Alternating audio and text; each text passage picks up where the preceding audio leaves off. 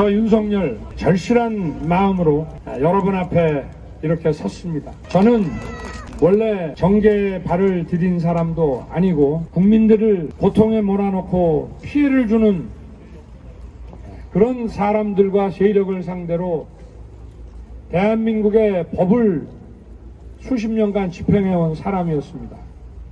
제가 왜 이 자리에 여러분 앞에 섰겠습니까?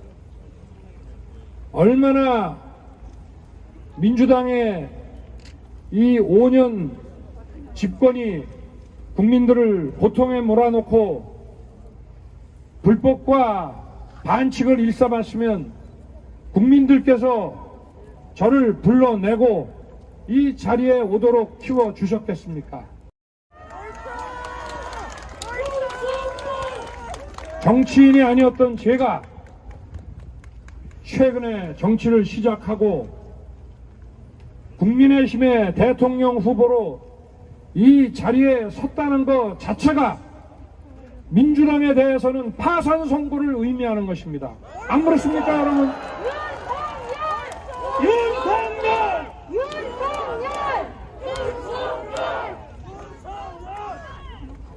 민주당의 부정부패가 얼마나 심하고 또 자기들의 부정부패는 아예 처단할 수도 없도록 수사권을 무력화시키고 이렇게 끼리끼리 얼마나 해먹는 걸 국민들이 다 보셨기 때문에 저를 이 자리에 서게 하신 것 아니겠습니까? 최근에 보니까 이 사람들이 무슨 제가 보복을 한다고 국민들을 상대로 또 평소에 잘하는 그런 기만 공작을 합디다. 법을 위반해서 처벌을 하는 것이 국가가 정상적으로 돌아가는 기본 아니겠습니까? 이게 무슨 보복입니까? 그러면 좀 세상살이 하다가 좀 잘못해서 교도소에 가 있는 분들은 다 보복당해서 가 있는 겁니까? 옛날부터 독일의 나치, 또 이태리의 파시즘, 그리고 소련 공산주의자들이 늘 하던 짓이 자기 과오를 남에게 뒤집어 씌우고 또 자기 과오는 덮고 남이 하지도 않은 것을 뒤집어 씌우고 이런 허위 선전 공작이라는 것이 바로 이런 전체주의자들의 전유물인 거 여러분 아시죠? 민주당이 멀쩡한 나라를 혁명을 하겠다라는 시대착오적인 그런 이념을 가지고 수십 년을 끌어왔습니다. 우리 국민들은 이거를 민주화라고 하고 많이 봐줬습니다. 그러나 더 이상 이런 짓 해가지고는 이 나라의 미래가 없습니다. 안 그렇습니까, 여러분? 우리가 급속히 산업화를 이뤄나가는 과정에서 권위주의 정부가 장기간 집권을 해왔고 여기서 그래도 민주화를 해내야 된다는 국민의 열망 때문에 이런 잘못된 민주주의를 위장했지만 실제로는 점조직의 전체주의 운동 같은 이런 것도 국민들이 방향이 같으면은 다 좋다고 용서해주고 품어줬습니다. 그런데 지금 어떻습니까? 80년대 무슨 운동권 족보 또 그 족보의 자녀들까지 다 끼리끼리 자리 해먹고 이권 받아먹고 하지 않습니까, 여러분? 이런 거 더 이상 지금 4차 산업혁명에 이 대한민국에 더 이상 이런 게 발 디뎌서 되겠습니까, 여러분? 이 정부의 경제 실정은 너무나도 당연한 것이고 경제가 정상적으로 돌아간다면 그게 비정상입니다. 이런 사고방식 가지고 나라를 국정을 운영한다면은 경제 파탄 안 나는 게 비정상이라 이런 말씀입니다. 안 그렇습니까, 여러분?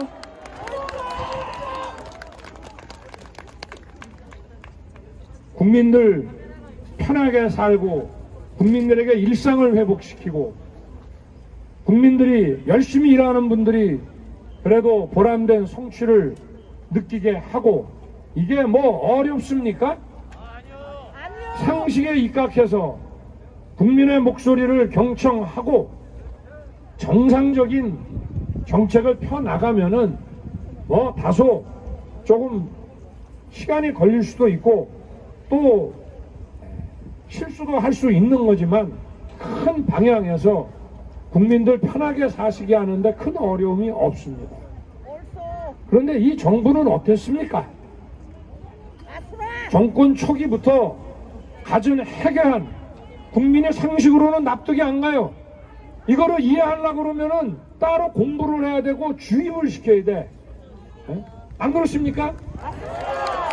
운동권 학생들 대학 가서 자기들 고등학교 때까지 선생님한테 배운 거 다 버리고 뭐 이상한 거 놓고 막 주입하고 외우고 또 다른 생각하면 선배들한테 혼나고 이런 식의 주입 아니면은 상식으로는 납득이 안 가는 사고방식들 아닙니까?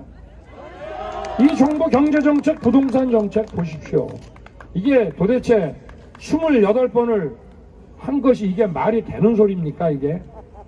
저는 이 사람들이 머리 나빠서 그랬다고 보지 않습니다. 이 부동산 정책은 아주 고의적이고 악의적인 것입니다.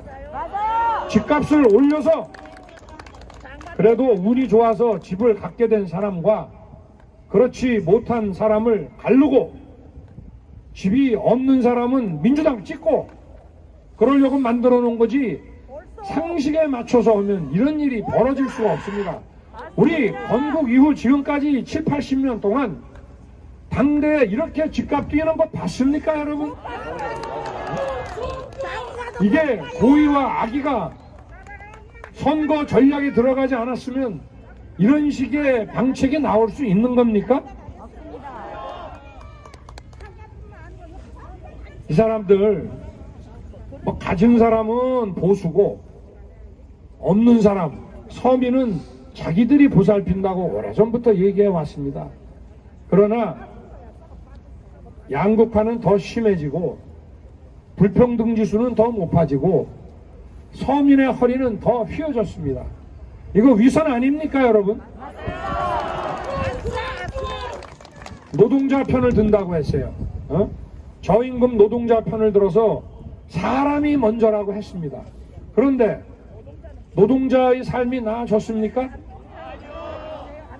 민노총이 지배하는 대기업 노동자에 대해서 임금 지불 능력이 있는 그런 대기업 노동자만 형편이 나아졌을지 몰라도 중소기업 노동자 그리고 노조도 없는 그런 노동자,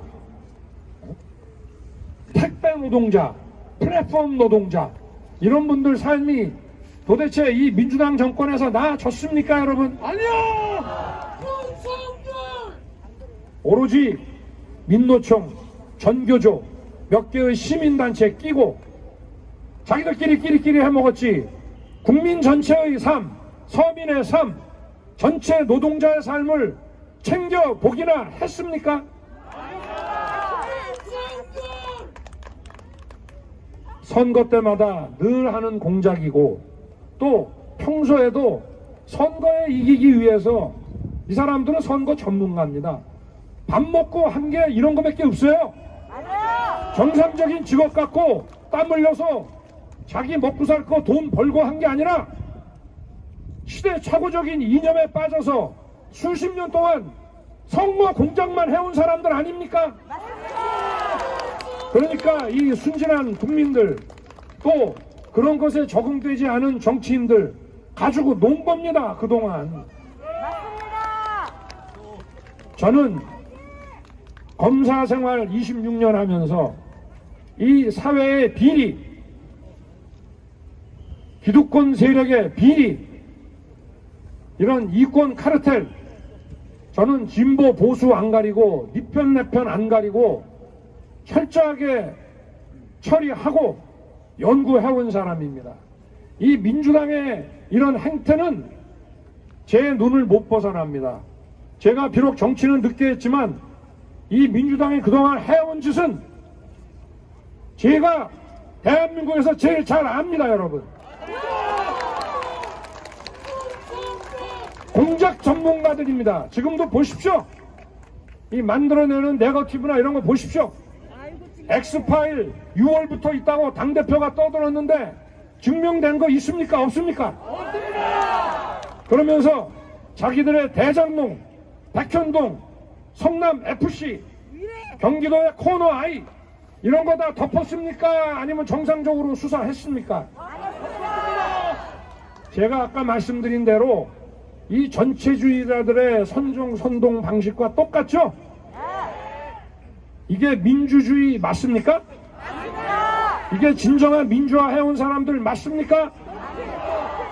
더불어는 모르겠는데, 자기들끼리 더불어는 모르겠는데 정당 앞에 민주자가 붙는 게 맞습니까? 안 맞습니까, 여러분? 안 맞습니다. 야, 오늘 윤석열! 윤석열! 민주주의 국가에서 선거라고 하는 것은 심판이요 또 미래의 제시입니다. 그런데 미래의 제시를 이 사람들은 비전이 중요하다고 하면서 또 국민 상대로 기만할 국리만 하고 있습니다. 이 사람들이 제시하는 미래 비전을 우리가 믿을 수 있습니까? 없습니까? 아니 계속 조작, 공작, 선동을 하는 게 전 국민 사람들이 제시하는 미래 비전 믿을 수 있습니까?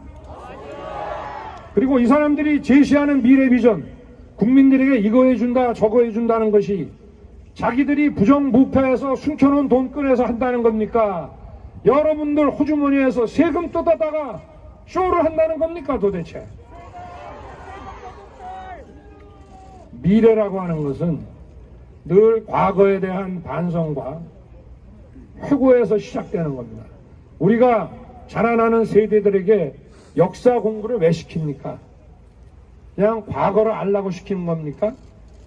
이 미래를 제대로 만들기 위해서는 우리의 과거, 우리의 역사가 어떤 부분이 자랑스럽고 어떤 부분이 부족했고 어떤 부분이 수치스러웠는지를 우리 미래 세대가 알아야 하지 않겠습니까? 그래서 선거는 미래를 위한 것이기는 하지만 기본적으로 집권당에 대한 심판입니다, 여러분. 심판 안 되고 미래가 없습니다. 윤석열! 윤석열! 제일 중요한 것은 결국 국민들의 먹고 사는 민생입니다. 제가 바로 이 민생이 중요하기 때문에 이런 부패 세력, 선동 세력을 단호하게 심판해서 이 땅에 발붙이지 못하게 해야 된다는 것입니다. 민주당에도 괜찮은 정치인들 많이 있습니다. 그런데 그분들 민주당에서 힘 못 씁니다. 여러분들도 다 아시죠? 저는 뭐 국회의원도 하고 국민의 서울장이 될 만한 분들도 많이 있다고 생각합니다. 그런데 이 당은 기본적으로 점조직의 전체주의 정당이나 다를 바가 없어요. 누가 도대체 이 정당을 이끄는 건지, 정당 내부에 민주주의가 있는 것인지, 지난번에 대선 후보 뽑는 거 보셨죠, 여러분? 네? 저는 참 어떻게 이런 일이 있을 수 있느냐.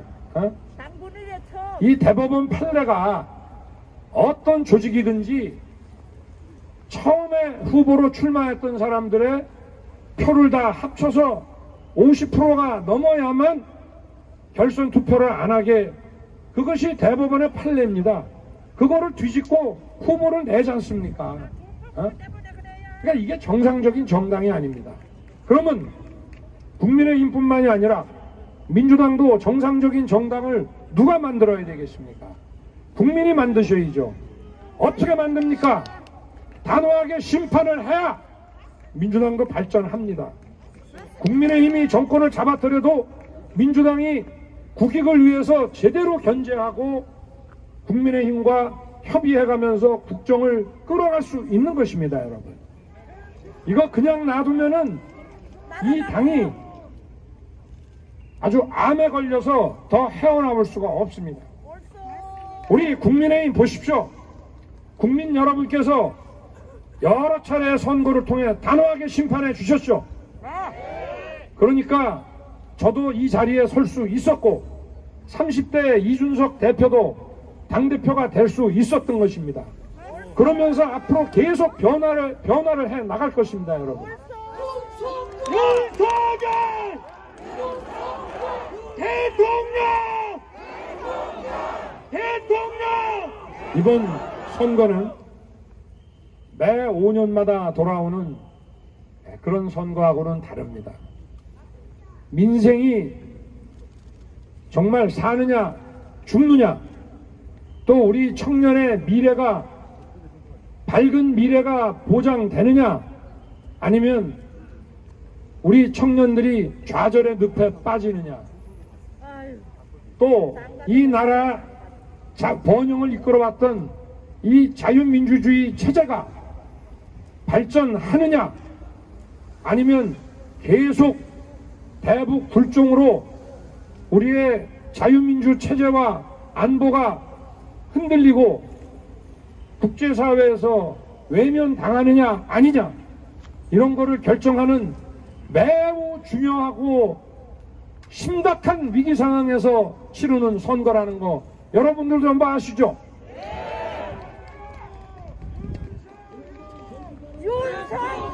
제가 상대당 후보에 관해서 폄훼를 하거나 이럴 생각 없습니다. 저는 경쟁자로 그렇게 심각하게 생각 안 합니다. 국민의 현명한 판단을 믿기 때문입니다.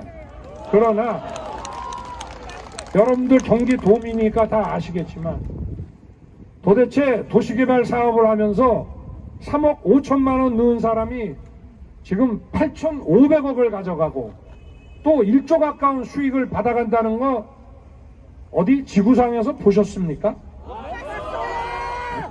여기 뭐 용인하고 분당이 가까우니까 여러분 백현동 아시죠? 용도 변경이 한 번에 4단계 올라가는 거 보셨어요?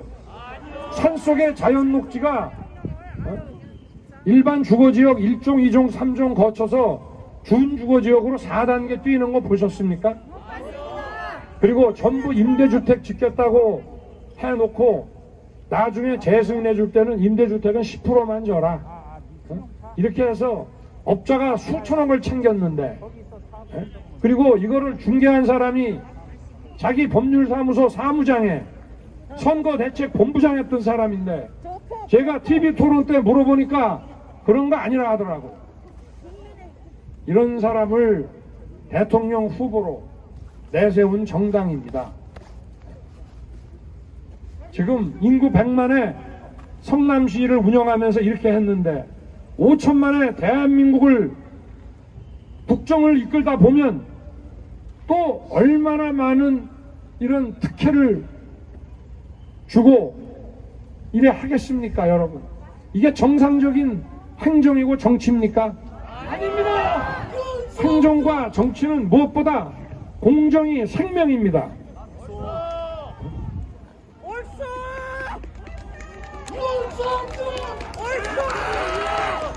정자동에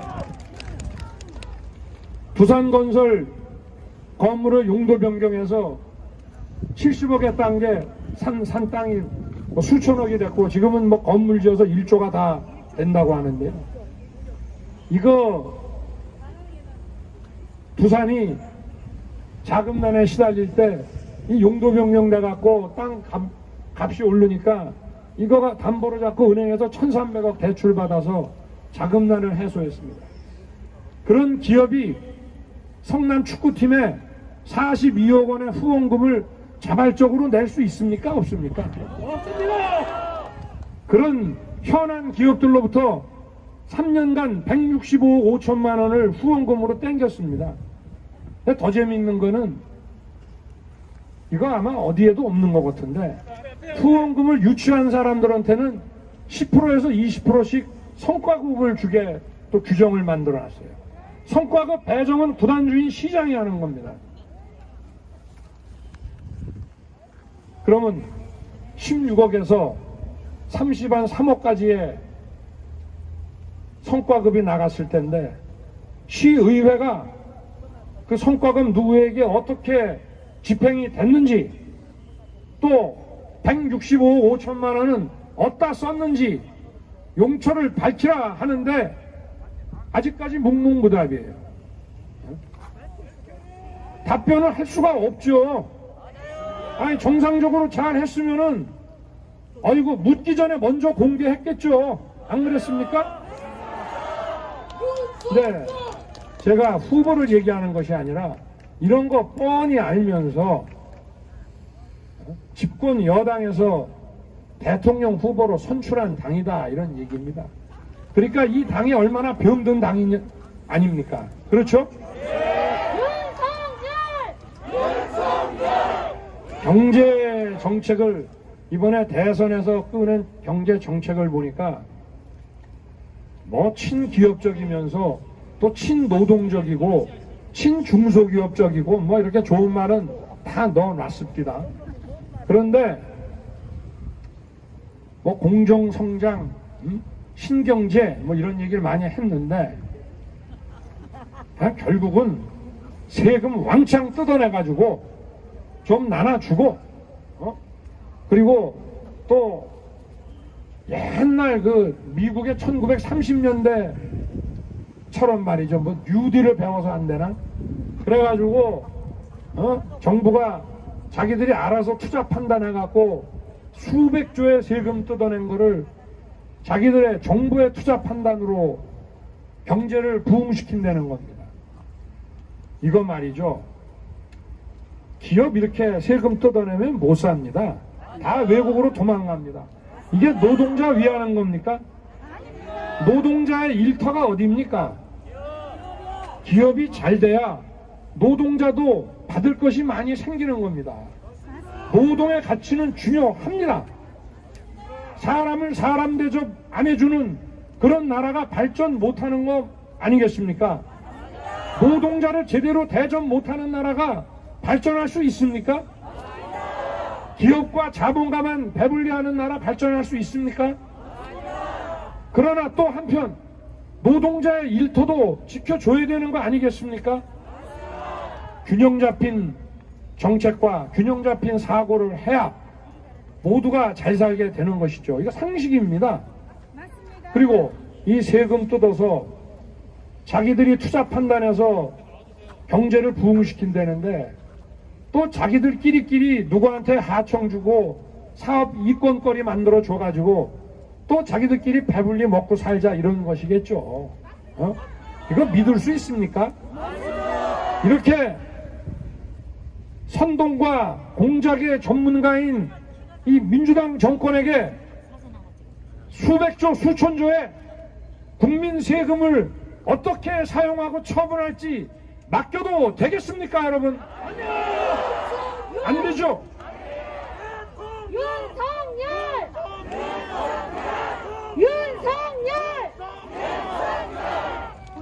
이 성남시도 우리나라 지방정부의 그 단체장들이 쓰는 가장 센 권력이 용도 변경입니다. 용도 변경 처음에는 허가 안 합니다. 그러다가 이제 와서 잘 하겠습니다 하면은 확 바꿔줍니다. 원래 불필요한 규제는 풀고, 그래서 기업이 숨쉬게 해주고, 그리고 노동자의 노동 가치 제대로 보장해주고, 민노총만이 아니라 노조 가입이 안 되는 열악한 중소기업까지 챙겨서 모든 일하는 노동자들이 공평하게 대우받게 해줘야 되는 거 아닙니까? 그리고 지금 4차 산업혁명의 시대에 전 세계는 어마어마한 무한 경쟁에 돌입하고 있습니다. 그래서 우리가 우리 자녀들을 여기에 맞게 제대로 가르쳐야 됩니다.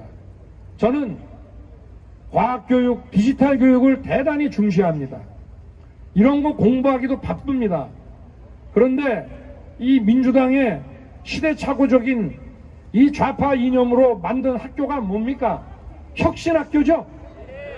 여기서 맨날 토론하고 무슨 뭐 공동체가 어쩌고 그거 안 배워도 우리가 다 집에서, 가정에서, 사회에서 우리가 상식에 입각하면 다 아는 거고, 우리 학생들의 학력평가 줄 세우게 하자는 것이 아니라 공부를 제대로 못하면 사회에 나가서 제대로 경쟁력 있게 살 수가 없기 때문에 제대로 가르쳐야 된다는 것인데, 전교조 지금 어떻게 하고 있습니까? 이거 거부합니다.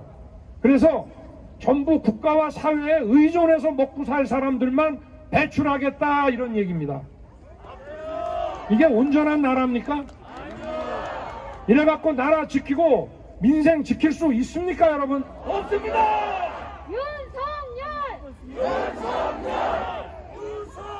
좌파 이념에 빠져있는 이런 나라를 만들어서 자기들이 계속 집권하겠다, 이거예요.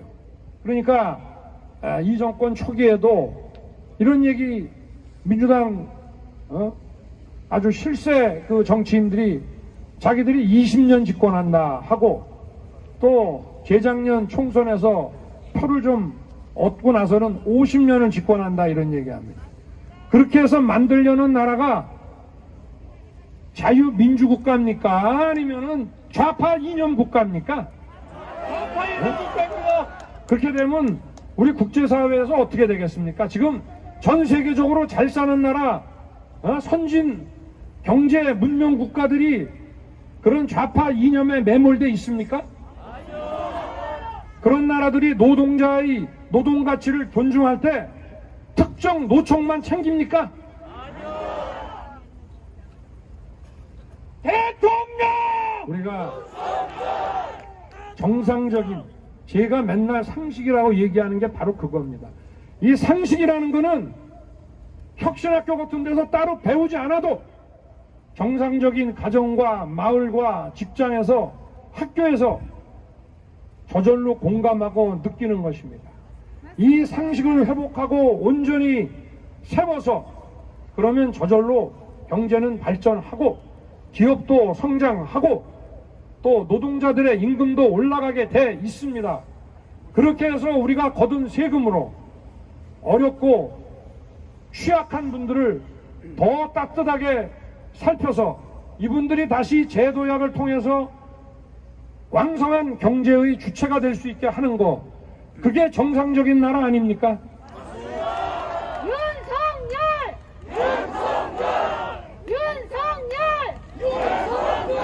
연초부터 지금 북한에서 미사일을 제가 7발 쏜 것까지는 지금 세봤는데, 거기에 극초음속이라고 마하 10이 넘는 미사일을 쏴대고, 또 뭐 그 중거리 미사일도 쏘고, 또 이런 탄도 말고 순항 미사일도 또 쏘고 이럽니다.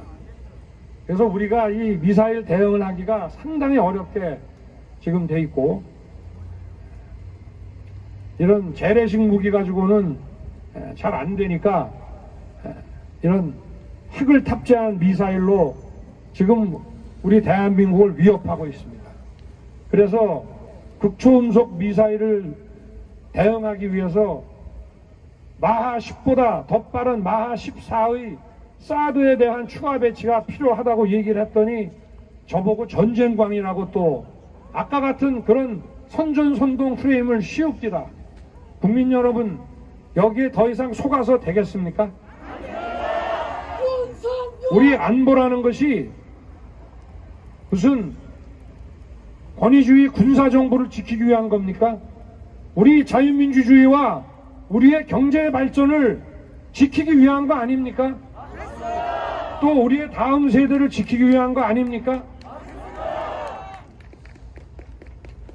한반도의 평화가 김정은의 마음먹기에 따라 북한의 어떤 은혜에 따라 그들의 위장쇼에 따라서 이 한반도의 평화가, 동북아의 평화가 보장되는 것입니까? 자기가 자기 지킬 역량도 안 갖춰놓고 평화 운운하고 휴전선 사이에 남북이 40개 사단을 배치하고 미사일을 수천 기 갖다 놓은 마당에 이 사람들은 이게 지금 전쟁은 다 끝났기 때문에 종전선언을 해야 된다고 하고 있습니다. 지금 이런 얘기 할 때입니까? 경제를 재건하고 과학기술 교육에 투자하고 미래를 교육시키고 해야 될 때 지금 이런 철진한 이념놀이 할 시간이 있습니까? 없습니까?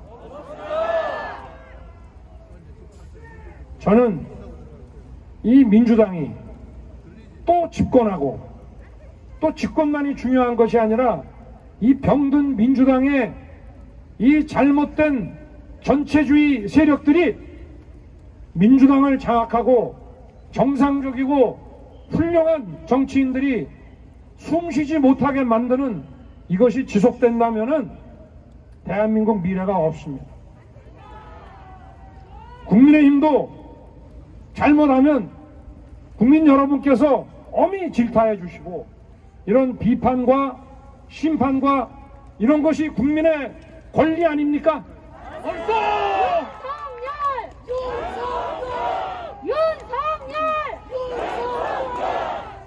저는 정치 시작한 지가 얼마 안 됐기 때문에 제가 누구에도 빚진 거 없고 부채 없습니다.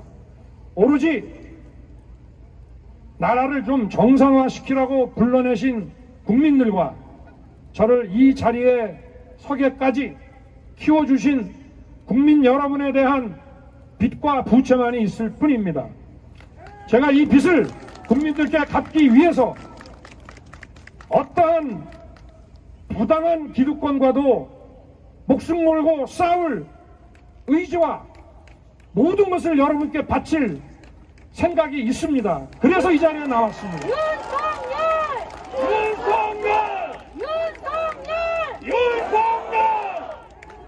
우리 용인 시민 여러분, 여기 그냥 규제 안 하고 잘 놔두면은 우리 용인 시민 여러분들이 용인 발전시키실 수 있습니다. 정부가 해야 될 것은 GTX, 광역 철도, 또 대한민국의 모든 지역과 빠른 시일 내에 이동할 수 있는 촘촘한 교통망, 이거 중앙정부가 국민들한테서 얻은 세금 귀하게 쓰면서 이런 거 하면 되는 거 아니겠습니까? 그리고 용인과 안성, 제가 조금 전에 안성을 다녀왔습니다만은 이천과 이렇게 반도체 이 클러스터를 구축해서 우리나라의 지금까지 먹거리였지만 앞으로 중국이라든가 이런 선진국과 경쟁이 더 치열해지는 이 반도체 산업 정부가 더 지원하고 키우고 이렇게 하면 되는 거 아니겠습니까? 이게 뭐 그렇게 어렵습니까? 우리 용인 시민 여러분, 그리고 우리 위대한 대한민국 국민 여러분, 저나 국민의힘이나 부족하고 또 보충하고 고쳐야 될 점 많습니다만은 이번에 3월 9일 압도적으로 지지해 주십시오. 저희가 대한민국도 바꾸고 경기도 용인시도 바꾸고 또 국민의힘도 더 개혁하고 이렇게 해야 민주당도 바뀌지 않겠습니까, 여러분? 이 3월 9일 우리 국민 여러분과 함께 위대한 승리의 축배를 들 수 있도록 지지해 주십시오, 여러분. 대승리를 위해 함께 전진합시다, 여러분. 전진합시다. 전진합시다, 여러분. 감사합니다.